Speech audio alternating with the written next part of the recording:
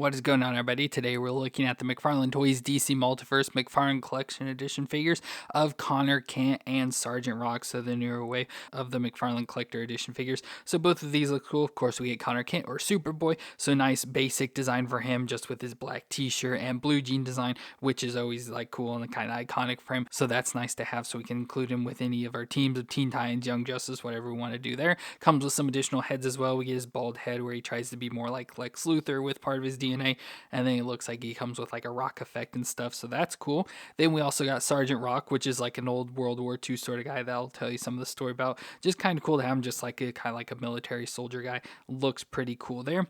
And then we're also going to throw in the Agent Liberty. Now I think this was a San Diego Comic Con. I don't know if it's exclusive or whatever, but I think we got entered in like the drawing thing that McFarlane does for the figures, and we got this, so we did win that. So we have the Agent Liberty figure here, which looks pretty cool. Just kind of like I'd say like a Captain America type guy, because he has a shield and then, you know, star design and stuff. So that looks pretty cool there as well. So I'm excited to check out these three figures. So let me get them open out of the box and we'll take a look at them together. Well, let's start off with Connor Kent, or Superboy. He was a genetic clone of Superman and Lex Luthor that was created after the death of Superman by Project Cadmus. As Subject 13, he was aged into his mid-teens and implanted with a high school education and sent out to Metropolis to fulfill the mantle of Superman. But after Superman's return, Subject 13 became Superboy and set out to become a hero on his own, and he would eventually become a member of Young Justice and the Teen Titans. And since he is like Superman, he does have the Kryptonian physiology, so has all the exact same powers as Superman, and looks good here. Like I said, this is a nice, more basic, modern design for Superboy. This is how I always sort of picture him now, with the blue jeans, black t-shirt with the red Superman logo on his chest, and so he looks good with that, and we can throw him with any group of Teen Titans, whatever we want. So it looks good overall. You know, just looks like a generic sort of guy, though nothing really fancy going on with like his face, his black hair that's sort of spiked up in the front there. Again, that black t-shirt and blue jeans. The blue's a little bit like too, I want to say like bright, or like too like solid of a color. Should have had some different shading and stuff going on, but I like how there's a little bit of grip in the pants. Get a little belt design on there as well, all the way down to the black shoes on his feet, almost look like biker boots or something like that, and then just bare arms there, so nothing going on with his arms. So really basic body for him, but it looks like the Superboy, so you know that's what he's supposed to look like, so no issues with that. But we'll do his movement, so his head will twist around. Having a little bit of issues there, it's a little bit tight, but it can twist all the way around, and then you can look down that far and up just that far, so not very much movement at all with the head, unfortunately. But then we go to the shoulders up to 90 with that butterfly joint, and we'll rotate all the way around. We get a bicep twist just at the bottom of the sleeve there, and the double elbow joint that'll bend all the way up on itself, so that's really nice. The wrist will twist around and has the hinge on the ball joint there, back and forth. Then we go to the ab crunch, so we get the upper ab crunch, so he'll crunch back and forth and be able to twist all the way around there. And then down at the waist, he'll crunch back and forth and twist all the way around. And then we go down to the hips, that'll come up that far, not all the way to 90, but not far off. And then out to the side, he can do the splits. Very little to no thigh twist in there, but the double knee joint, that'll bend up that far to the back, which isn't bad at all. And then we go down to the foot, that'll rock back and forth. Of course, the ball joint's hidden there in the pants leg, but can rock back and forth and twist side to side with the toe joint on the end. So once again, a pretty basic body for the McFarlane figure, so nothing unexpected or out of the ordinary form, just the usual. But with this being the McFarlane Collector's Edition, we do get some more accessories for him. So he does come with an angry face, so I feel this would be a little bit better for Superboy. Although he has the weird teeth design, I'm never a big fan of that, but we can switch the head out just to see what he looks like. So there's the angry Superboy, like I said. Doesn't look bad, just the teeth are a little bit weird and awkward, so don't know if I like that head very much or not. But then we also get the extra head from the time when Moore discovers that Lex Luthor is also a part of his biology, so that he sort of shaves his head to look more like Lex Luthor, and then has the red eyes going there, like using his eye beams, so has that head as well, which is pretty cool, just to have the more Lex Luthor inspired version of him. But of course I want him just looking like normal Superboy, so I'd choose one of the other two heads. He also comes with some additional hands, so we get a pointing hand as well as a hand with like a trigger finger, but you could use that for gripping or anything. Don't really know what I need these for. It's Superboy, so I'd always want him like punching, so we just get those hands. And then we also get this cool, I guess you'd call it base, but it's just a busted up like ground design. So it has two pegs there for his feet, so obviously we just take him and, you know, put him standing on it, which is, you know, okay, but it doesn't really work that the ground's all busted. It should be like, you know, smashing down sort of thing. So we'd have to try and mess around with that. So I try to get him posed up on it. I can't get him anywhere near to look like he's like smashing into the ground, you know, like a superhero landing. So all I could really do is just put his feet on the pegs and have him standing on it there. So it comes with that as an option. What I did notice as well is that it even has a little foot peg piece as well. So we could take like even just one of the normal bases that they come with and peg this in if you want it like more secure and put it on that and have that sitting on the ground. So it gives you that option. And then he also comes with a flight stand as well. So since it's Superboy, he can be flying and stuff. So it gets a base to go along with him there. But I always hate these bases. But it's cool that he does come with the rock base as well. I think that's cool, and just keep him on that for now. But again, just try and figure out how to pose him up on it is the only thing. But I think it's cool that it does come with it. And then, of course, we do get a card for him. It's a nice picture of Superboy there fighting some robots, and it says McFarlane Collector Edition on the side. And on the back, we have that it's Connor Kent, and this has it labeled that it is from Teen Titans. But it says, some heroes are made, not born. A combination of Superman and Lex Luthor's DNA. Superboy was an outsider from his inception. Raised in a lab and aged to maturity in the public spotlight, Superboy went from a young teenager with an attitude to a more mature veteran of the superhero team Young Justice. So there's a little bit more backstory on him. So overall, it's a cool figure. Like I said, especially being a part of different teams, it's nice to have this now so we can put him on all those different teams, especially with, like I said, this more basic design that's more modern. So I think he'll go good in the collection. And next up we have Sergeant Rock, which is the leader of Easy Company during World War II. He participated in every major battle in the European theater, and following the war he would be put in charge of the newly formed Task Force X, also known as the Suicide Squad. So he looks cool here. This is a character I didn't really know about. I think I've like heard the name, but that's been about the extent of it. But of course, after reading about that stuff about him, it kind of reminds me a lot of, I'd say, like Nick Fury or like Dum Dum Dugan or something, just a guy that was in World War II and then came out and did like work for the government, you know, headed up a big agency. And so he looks cool, big, massive guy. Of course, it's a McFarlane, so it's hard to tell if it's, you know, bigger than normal or whatever, but he is just a big, massive looking guy here.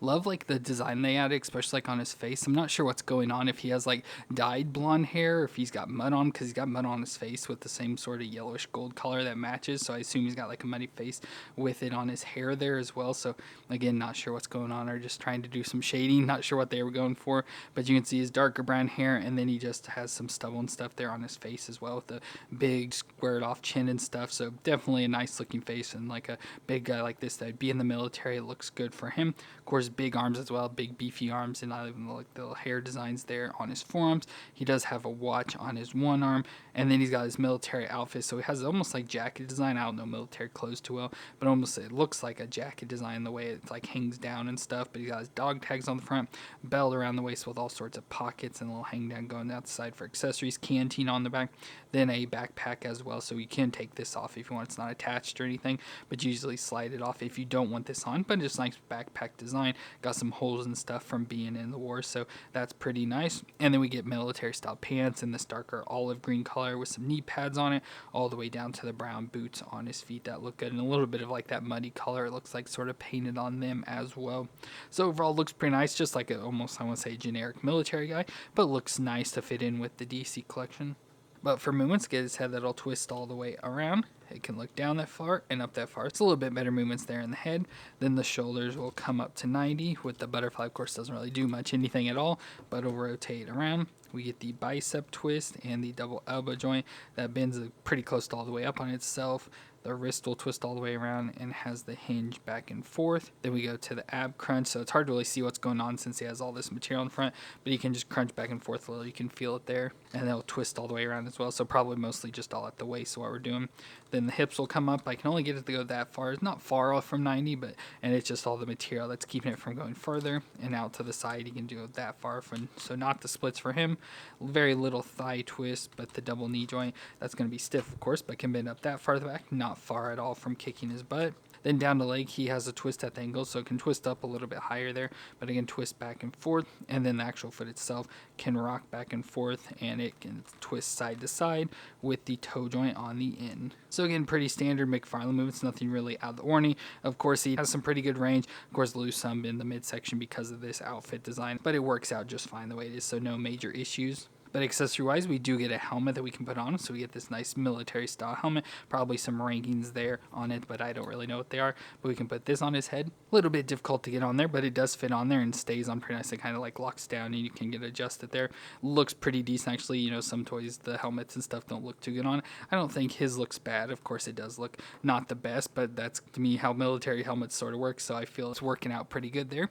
He comes with some extra hands as well, so we get these more like open, I wouldn't say relaxed, splayed out little hands that are a little bit different, like hand positions there, as well as these hands, so a hand for a trigger finger. Of course, we don't get any guns with him, unfortunately, so we'll have to find a gun to put with him because, you know, he's in the military, feel he needs a gun, and then more of like a leading hand, you can do like a salute or like leading his men to go a certain direction or some with hand movements, so that's nice. Then we do get some weapons. We get a knife here, just a knife all in this gold color, which looks pretty nice as well.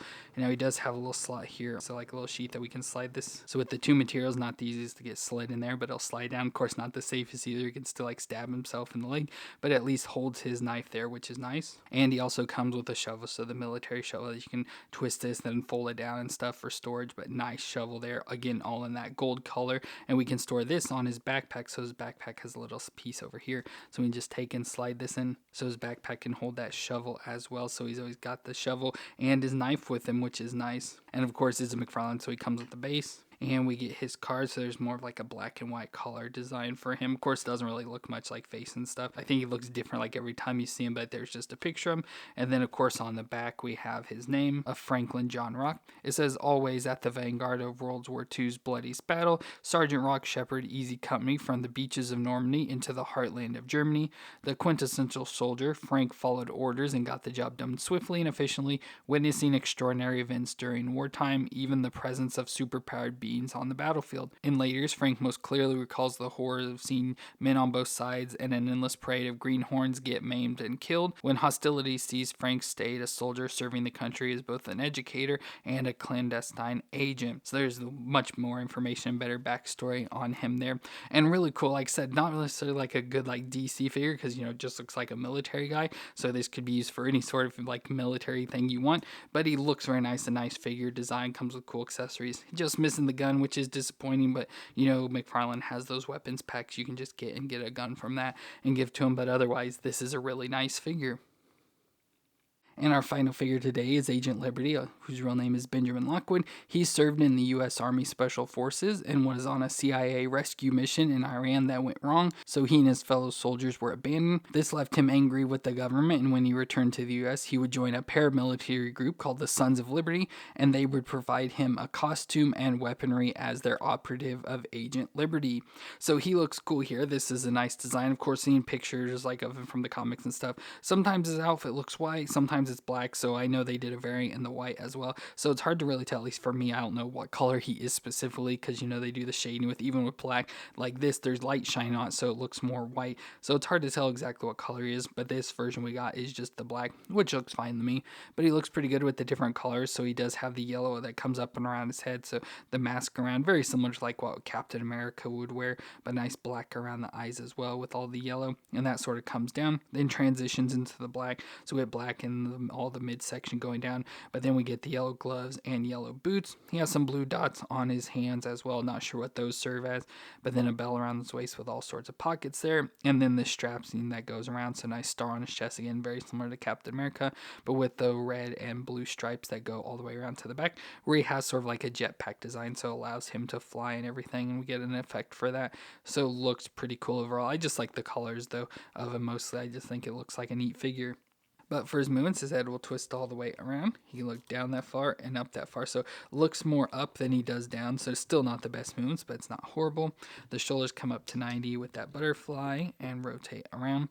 We get the bicep twist and the double elbow joint that bends up that far, again all the way up on itself, with the wrist that'll twist around and hinge back and forth.